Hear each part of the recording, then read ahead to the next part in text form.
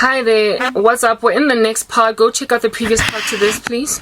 Our bearings. Guys, we're living in a world we've got Kim Kardashian as the example for what you need to do with your body. We're living in a world where Beyonce is the idol, do you understand, of many young girls. So how in the world are you going to draw little girls out and away from the adoration of Beyonce and into the adoration of godly Christianity? You cannot stymie and smother the absolute gorgeosity that God has put in his daughters. He's made pretty girls, he's made beautiful women out of females out here in these streets, and they get born again. But there is nothing more off-putting, not personally, because I go lifestyling prior to coming to Christ. And so, therefore, I was very big on getting my body clothed. I was very big on looking stellar cute, you know. Move out of my way.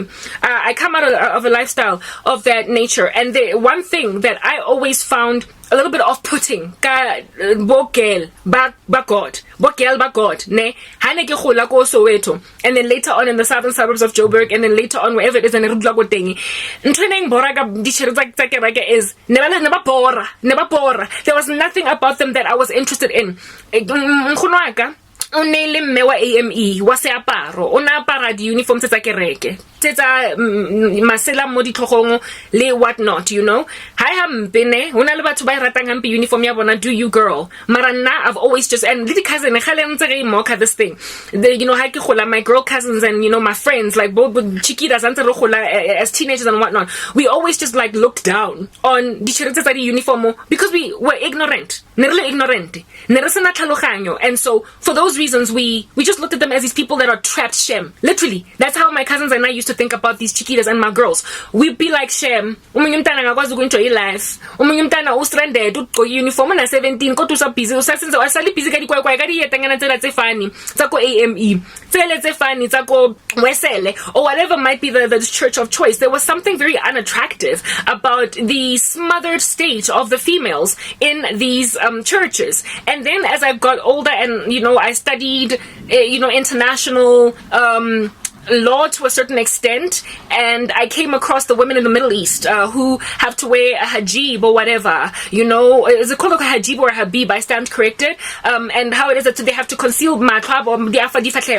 All you see are these eyes, and there was this like protagonist movement. Yeah, this one woman from the United States that was like literally trying to stand for women in the Middle East rights. And I just developed this aversion towards religion and how sometimes it just takes away the beauty of a woman. Some of these ladies in the Middle East, you can see how beautiful this woman is. And also here in South Africa, Hindu girls, many Hindu and Muslim girls, they have to cover miriabona. They have to sometimes even cover, I believe it's the Hindus that cover even get all of their faces all the way, you know, across. Like this right here in this country. And when you look at this girl, when you look at her, what a beauty. And you know how the Indian girls have got such beautiful hair. You know? And you have to hide all that hair. For me, it was like, what a waste. It is a travesty, you know. So for those reasons, I always had this view of religion from my upbringing. It is a suppressor, a thwarter of basadi. Guys, so since this is a corrugated iron roof, pula sometimes it's one overwhelming voice yaka, so please bear with me, right? I always looked therefore at religion as this thing that stymies women, and so I was not attracted to it at all.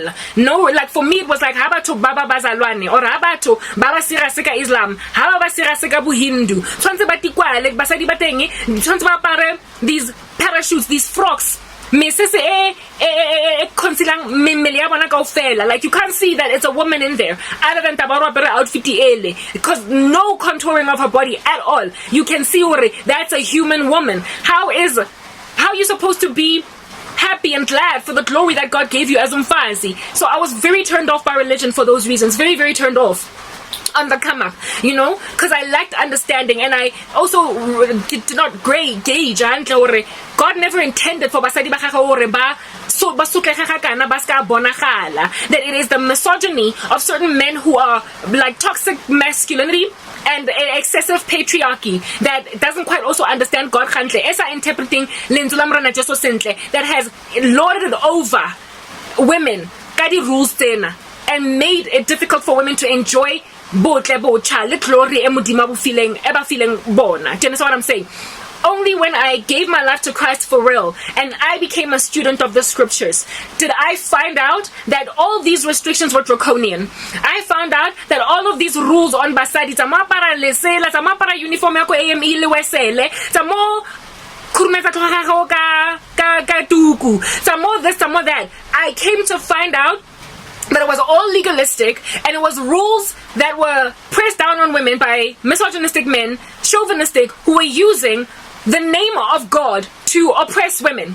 I also found out that the Lord is glad and happy entirely that a woman's beauty should be as a whole theme in a situation. And I know that is true because of Storisa Rachel. How it is that is a Jacob, ne? Jacob, Rachel, he ended up with Leah first, and then got Rachel as a second wife. The God highlighted very richly in that scriptures the beauty of Rachel as a thing, and he never looked upon it with disdain. And the beloved and the wanted wife was Rachel, but Jacob found himself first with Leah and then Rachel. Hannah, the beloved wife of Elkanah, the beauty of Hannah is not made mention of. Mara, it is clear and overt in the scriptures that certain women are given a certain amount of glory, and God does not frown upon it. It is the work of his hands that he has made Umfazi so beautiful. And so every so often a woman will gain more favor with a man than another woman. Type establishment thing. Esther, in the Lord's word, in the book of Esther, she was made beautiful for a whole year. Alongside a whole bunch of other women. Esther participated in a beauty pageant in order to win the heart of a king. It's like the tantamount of a modern day, a historical version of the modern day show, The Bachelor. It's like King Xerxes was the bachelor, and Esther was the bachelorette that made it. And what is spoken of about Esther in the scriptures is that she was made beautiful. She was like spiced with perfume, myrrh, and spices. She was given jewelry and ornate garments. And so therefore it is not a sin. Hulo apara something and bling bling. Hulo apara moroko yana witiking inkargeya mitik dancing.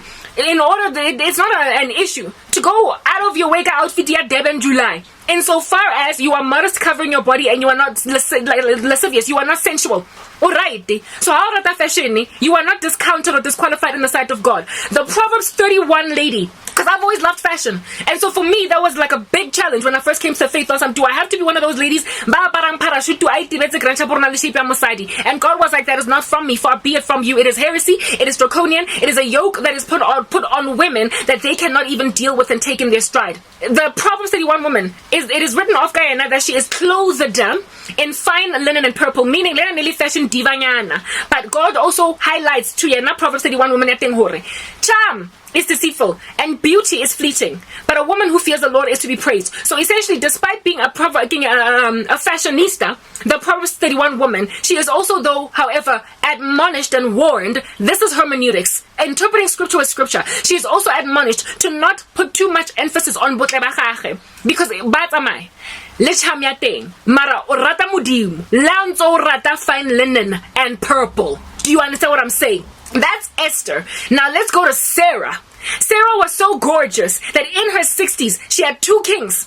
Two kings tried to take her from her husband, and God had to intervene on her behalf. Pharaoh le Abimelech. So the glory and the beauty of Sarah was worth mention, note, sufficiently enough for it to conquer the faculties of the Hositze too.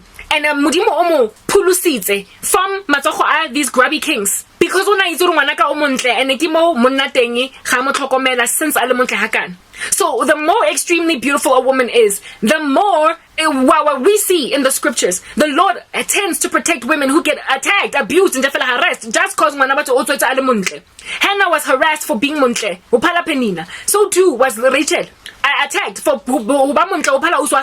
so God is not a respecter of persons. He's not going to be like, just because you're struggling with a self-esteem issue, you can just slap karabo